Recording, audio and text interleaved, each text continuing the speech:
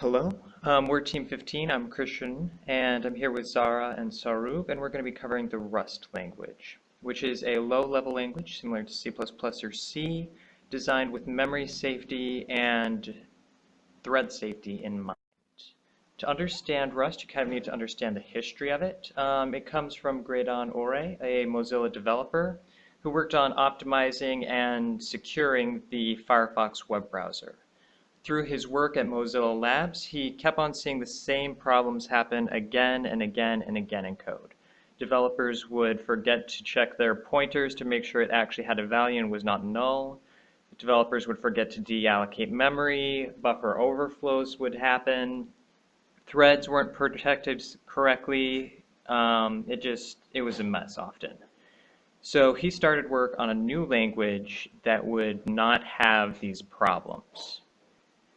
It began as a personal project in OCaml, and it came to the attention of Mozilla in 2010 when the Mozilla Firefox browser was owned in the pwn-to-own competition by a buffer overflow.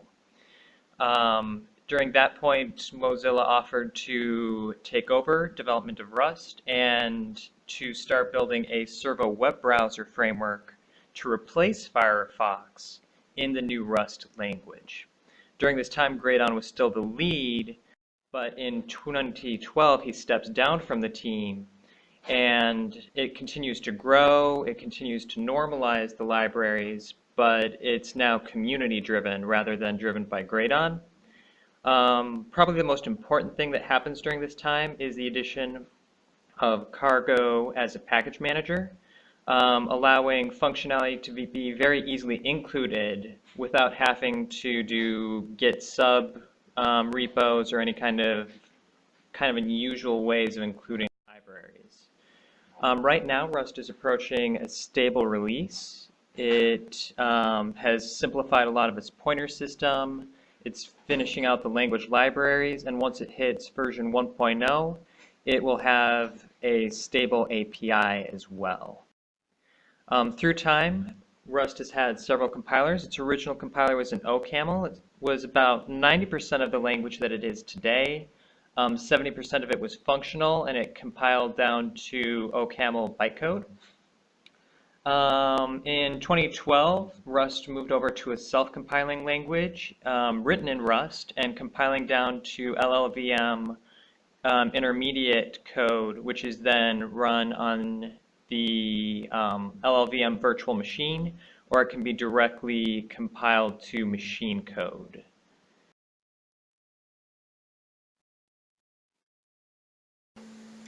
Hello, I am Saurabh and I'll be taking you through some of the applications as well as examples of Rust. Uh, so first of all, let's talk about the applications. Who uses Rust? Rust itself uses Rust. So by this I mean the entire compiler of Rust, the libraries and the distributions uses Rust. So some of the stats which you can see, they tell that 92% of the compiler of Rust is Rust. 3.6% is using C, 1.6% is using shell script, and 3% is using the other languages. Now, another application of Rust is Servo. Now, Servo was in itself the reason for inception of uh, Rust. It is a completely parallel layout, prototype web browser engine written in Rust.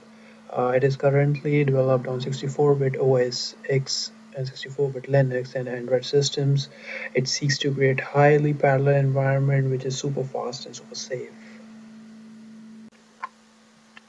Alright, so now let's move on to some of the examples using Rust. Let's talk about the hello world first, which is the most common one for any programming language. Uh, in this, for even like in C, we are starting off with the main function and then printing using printl statement. It's just gonna print hello world. Now, in the next example, we would like to talk about and focus on the variables in Rust. Here in this program, you can see there are two variables, high and count, and there is a keyword let preceding those variables.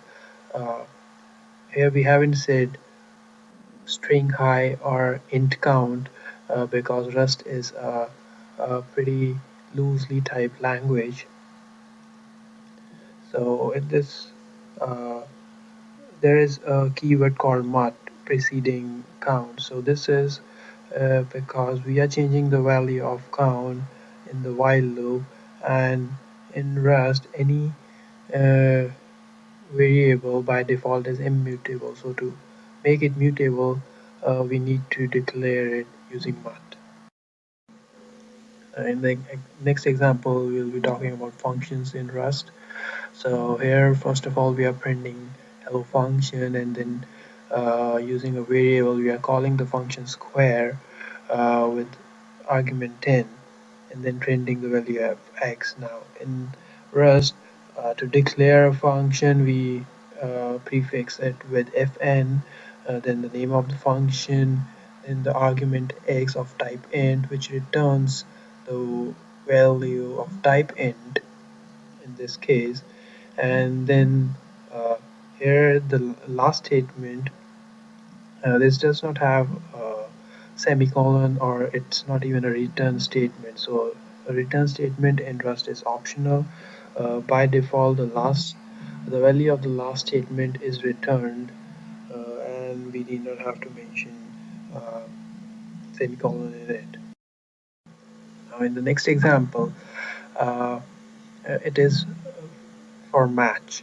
Now match is exactly similar to switch in C. So in this case, the variable my number is going to be checked using the match statement. If it's 0, then it's going to print 0. If it's 1 or 2, it's going to print 1 or 2. If it's between 3 to 10, it's going to print 3 to 10. If it's something else, it's going to print something else. But in this case, the value is 10, so it's going to print 3 to 10.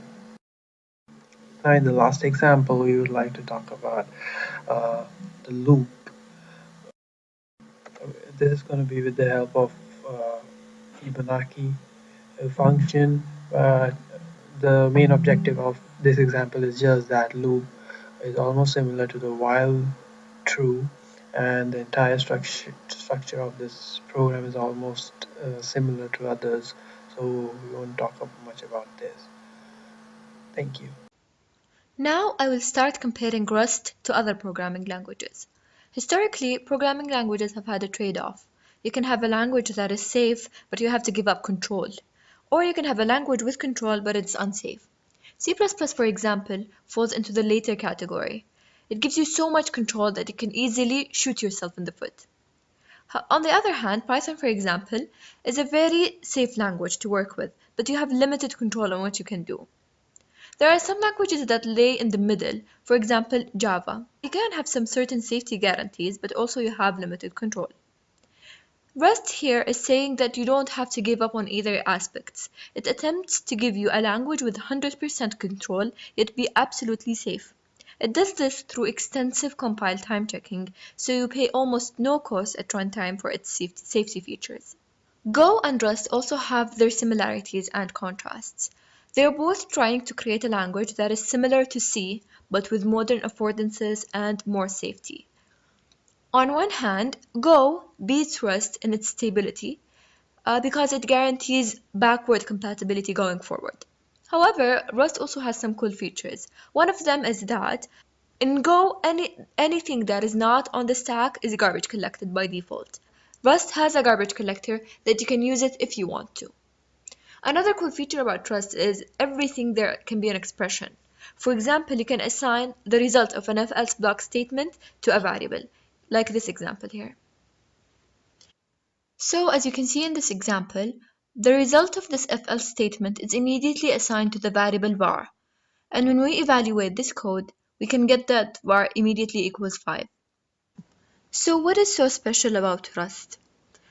Rust is introducing the concept of ownership, where for every memory location there is one clear owner. So for example, if I buy a new book, I'm the only person who can use it, unless someone borrows it from me, which is also available in Rust. Borrowing is just allowing another friend to use that book for a while, but the book still belongs to me. So in Rust, when another function borrows a certain vector, for example, that function does not own the memory, it just has a reference to it. Owned variables are always represented in Rust by simply, for example, t, where if it was a borrowed variable, then it has to be represented by $t. Rust is not practically an original language. There are some design elements that came from other programming languages. For example, the match concept, which we talked about previously, was influenced from SML. Also, the way references and pointers are created in Rust was taken from C++. The way Rust manages memory based on its region was taken from ML and Cyclone. This was our brief description of Rust. Please tell us if you have any questions, and thank you.